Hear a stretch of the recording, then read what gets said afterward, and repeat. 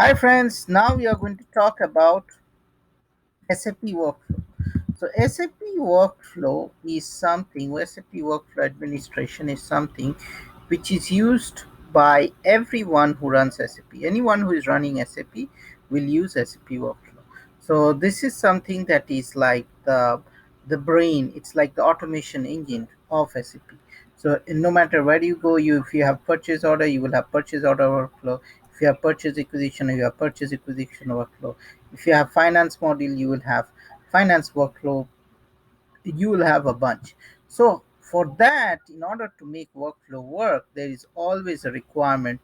There is some administrative job that you have to do in order to make this.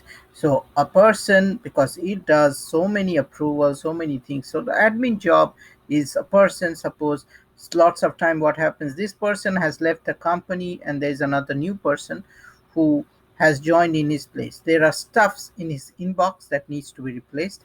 So in those cases, what you have to do, so suppose you have a requirement, just so suppose this is SWI5, which is a transaction code that is used to find a person's access. Okay, so now if I want to see, suppose I'll just search with student. Okay, and I'll do an F4. Okay, and here I will try to get if there is anyone who have stuffs in his inbox. Okay, so if I go here, if I go work items to be completed, and there's nothing here, but I can find something for sure.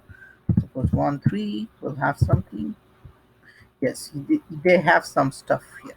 So suppose this person has left the company, so you need to forward this work items.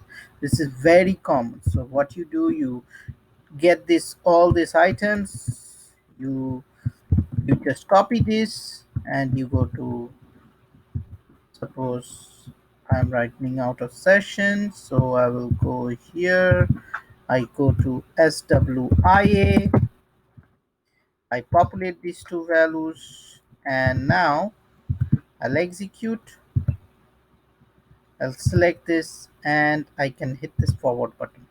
So here I'll just select whom I want to forward. Suppose I'll just pick up one person. Okay, suppose, and here I forward, and if I want to forward further, I can do. So this is something that this is one of the many transaction codes that a workflow administrator needs to know, and this is very important, very niche, and it cannot be automated.